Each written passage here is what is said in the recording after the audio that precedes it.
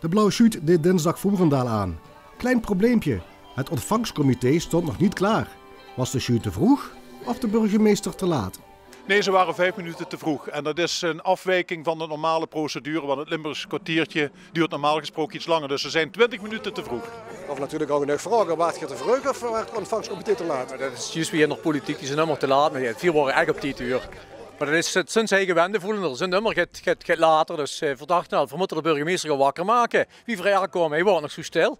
Maar ja, ze zoten rustig binnen. 4 waren op 10. De schuut is jarenlang niet in Voerendaal geweest. De laatste 5 jaar is de gemeente weer een vaste aanlegplek. Burgemeester staat er even.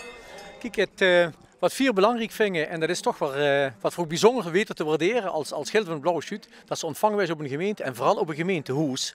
En dat hij nog mogelijk is. En gelukkig op ander plaatsje ook nog. Prachtig. En hij kan zo nog alle verenigingen erbij horen. Maar het is dan initiatief van de burgemeester geweest die dat snapt en dat dan 4 opgepakt. Mag je op uw konto bijschrijven? Ramzuus, hè? Ja. Nee, dat is zo. De Blauwe Schuut is voor het verspreiden van het virus van de carnaval is de Blauwe Schuut ongelooflijk belangrijk. Al tientallen jaren. En de Blauwe Schuut brengt hier echt een voelen door de carnaval. Vanaf nu gaat het los. Het is pas dinsdag, we moeten nog in een week. Maar nu is het zo dat als de Blauwe Schuit hier weggaat, is de carnaval, dat virus is hier verspreid. En dat is waarom het gaat. Tijdens een bezoek van de Blauwe Schuut wordt de gemeente symbolisch de oren gewassen. Daar moet je je als burgemeester op voorbereiden. Dat is het probleem. Tegen stomme kaal kan ze zich nooit wapenen. Dat is peertkuttelen, dat is een beetje enzelen, dat is ook relativeren.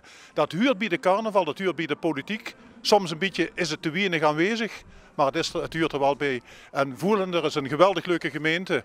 En daar moet men af en toe ook een beetje stubben hè, erover, dat het ook het vuur stelt. Wat er dit jaar nog te vertellen voor Voerendaal? Vrouwen veel meer te vertellen. En ik moet zeggen, voor hun volgend jaar gaan we meer tijd inruimen, dat we het ook allemaal kwijt kennen wat wij hier kwijt willen. Hij is zoveel over te vertellen. Heerlijk om dat te mogen doen. De schuut vaart nog tot en met vrijdag door de regio.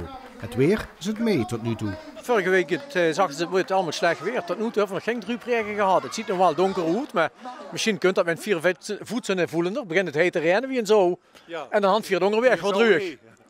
Hand 4 wat ruig onderweg. En eerst dat het allemaal goed verlopen is vandaag? Altijd verlopen het goed. Ja. Met de schuut immer, dat zijn chique lui, uit Heerlen. Ja. Prettige carnaval hier. Dankjewel.